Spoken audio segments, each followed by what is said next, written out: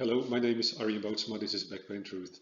Welcome back to the second part of the sciatic exercise that is supposed to stretch the sciatic nerve following a herniated or bulging disc. People that are still having problems with the disc, people are recovering from a disc bulging or a herniated disc. Just to explain again, it's really important to understand the reason why you're doing a sciatica exercise, or in this case a sciatica stretch. There are different reasons why the sciatic nerve can be affected. So it's really important just you know the diagnosis, you know the condition that's causing problems with the sciatic nerve. In this three-part series, we're talking about a herniated or bulging disc that's causing pressure on the nerve. As I explained previously, the nerve becomes irritated, microtrauma develops. Eventually that creates scarring, and the scarring is causing the nerve to tighten. So we want to try to increase the elasticity of the nerve again. And that's why I created this particular video series for you. So without further ado, I just want to show you part two. Welcome back to stage 2 of the sciatic nerve stretching caused by a herniated or bulging disc. As I explained before, the tethering of the nerve is causing microtrauma and it loses its elasticity because the microtrauma is causing scarring. Now in phase 2 of the exercise, again you sit on the chair. We start off this time again by sitting up straight. The first thing you do is this time you move your head down from the neck, like this shown here. The next thing, you bring your foot up from the ankle, start to straighten the knee, so you raise your lower leg up until the point you feel the pain again, like we showed in stage 1 of the exercise.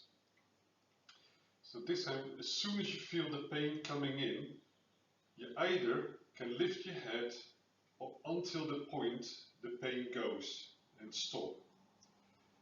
Then move your head back down again. As soon as the pain comes back, stop. And then you move your head back up again. When the pain goes, you're just taking the stretching of the nerve. And then you move your head back down again to the point where the pain just starts to come in. In other words, you're just stretching the nerve again. Okay, so take this a step back. So previously we talked about just moving from the foot or moving from the knee. So what we need to do is we can either approach it from the neck or we approach it from the foot.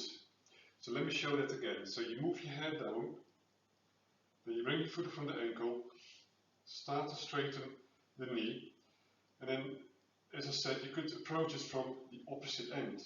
In other words, I keep my head down, but I just let my foot come down again to the point where the pain just goes, stop. Bring my foot back up again to the point where the pain just starts to come in, stop. In other words, when the foot goes down again, the pain just goes, the nerve is just not being stretched, and then back up again. So the same principle, if you either move your head up, back down, finding the point where the pain starts, the pain just goes. Again, you do that for 30 seconds. In that 30 seconds, as I said, it's just in the pain, just out the pain, just in the pain, just stretching the nerve, just not stretching the nerve. So either you approach it from the ankle this time in stage 2, or you approach it from the neck by moving the head up and down. Now to increase the intensity, once you've done stage 1 for a number of days, you get into stage 2. What might be useful, instead of saying doing 30 seconds, you do a minute. But if you increase the time, you still continue to do just in the pain, just out the pain, just in the pain, so just stretching, just not stretching the nerve. Or you can keep the time the same, but you increase the intensity of the stretching itself. In other words, instead of just starting out the pain, I'm going to start just in the pain. And then to the point where the pain increases a bit. So in other words, let's say if I have a head down, foot up from the ankle, bring the lower leg up, I feel the pain just about coming in there. So that's where the pain starts. So in other words, I'm just going to move my lower leg a little bit higher, a bit more in the pain.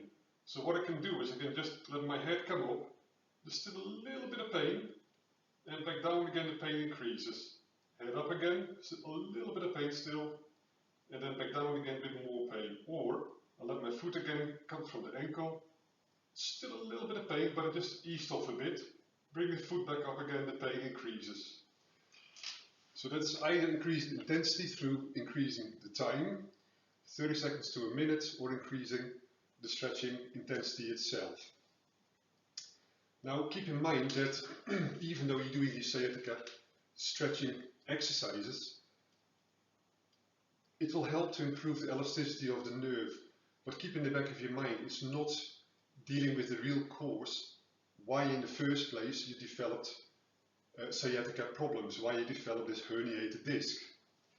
Number one reason in most cases from my clinical experience is that people have some form of muscle imbalance that's pulling the spine out of its alignment. So that's something that needs to be dealt with as well. Just doing this exercise is not going to fully get rid of the condition altogether. Or in other words, yes, the pain may settle down, but the problem is still going on at the background. So at some point, you may develop the same problem again. I hope you enjoyed this video, and obviously I will record stage 3 as well, showing at the moment on the screen.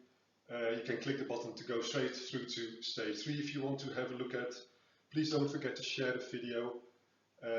Please like the video, you can see below the video. Hopefully that way other people will see and find the video as well. Hopefully the information can help them as well. Thanks for watching. My name is Ari Bootsma, and I'll see you in the other video. Thank you.